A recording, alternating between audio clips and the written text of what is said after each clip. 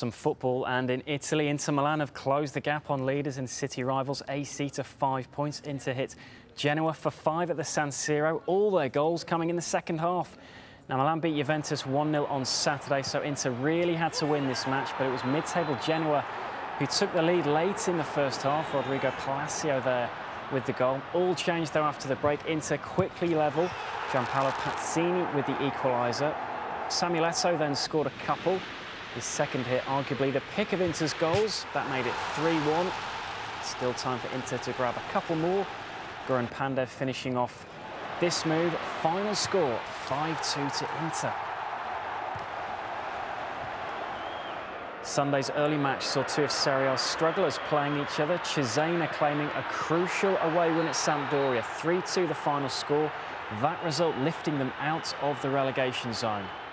League title still looks like Milan's to lose. Napoli have lost more ground at the top after a 0-0 draw with Brescia.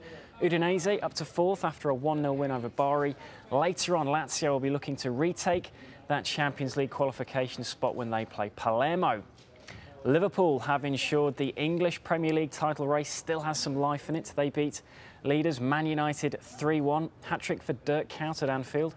That result pushes them up to 6th. United just 3 points clear of Arsenal, who have a game in hand. Spurs, they missed out on the chance to go back into the top 4.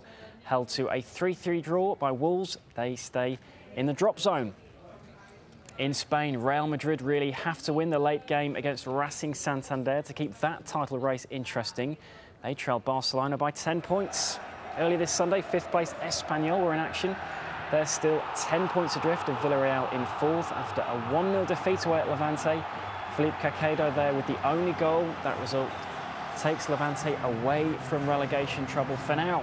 4 games have hit full-time in Spain. Big result for Almeria, who lifted themselves off the bottom of the table with a 2-1 win over fellow relegation candidates Hercules. Also a win for struggling Gijón. Malaga now bottom after that 1-0 loss to Osasuna. Athletic Bilbao v Sevilla, that's at half-time. Both teams fighting for a Europa League spot. Still 0-0 in that one. Reminder of how Barcelona maintained their dominant position at the top. Seydou Keita making the most of a rare place in the starting lineup for Mali international, putting away Messi's deflected cross just before half-time to give Barca the win. Coming up next for them, Arsenal in the Champions League on Tuesday. They trail 2-1 though after the first leg. And that is your Sunday Sport. Thank you very much indeed, Andy. Back in just a couple of moments with more news here on Al Jazeera.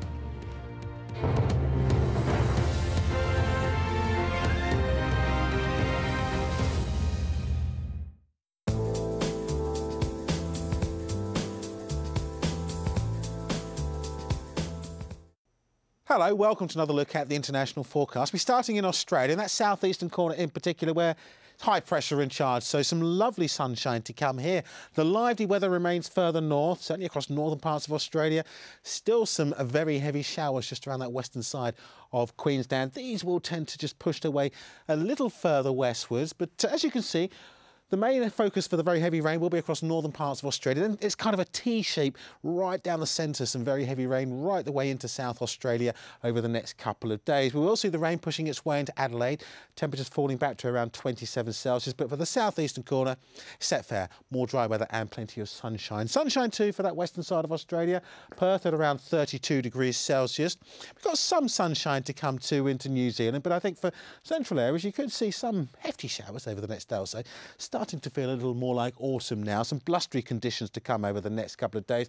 And by Tuesday, I think a greater chance of seeing some showery rain coming in. But for the North Island, 19 Celsius, fine and dry for Auckland over the next day or two. Into Southeast Asia, well, it's the usual crop of heavy showers, the heaviest and most persistent showers across southernmost parts. Further north, rather more in the way of sunshine. Ka-ching at 31 degrees.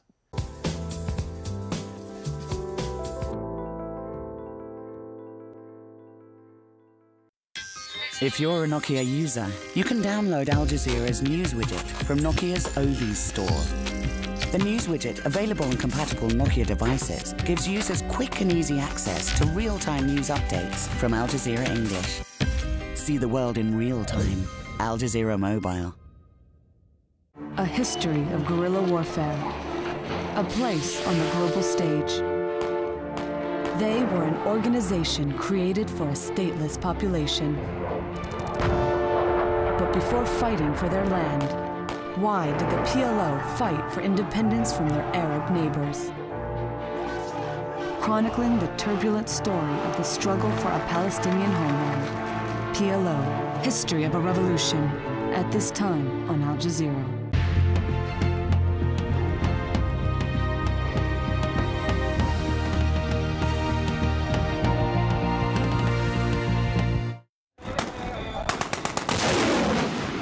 The battle for Libya, the very latest from the front line.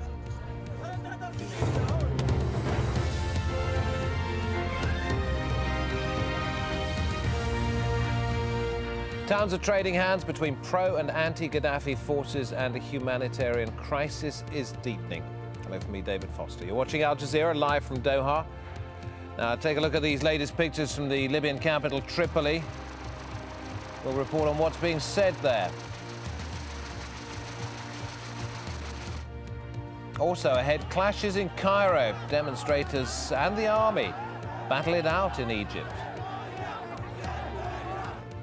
And Hamid Karzai talks tough with the US, saying apologies for civilian deaths in his country are no longer acceptable.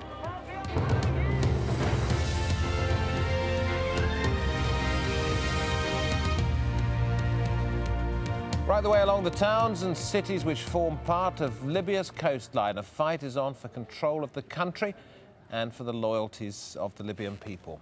Here are the latest developments. Opposition forces have been regrouping around Bin Jawad after pro-Gaddafi fighters recaptured the town earlier on Sunday.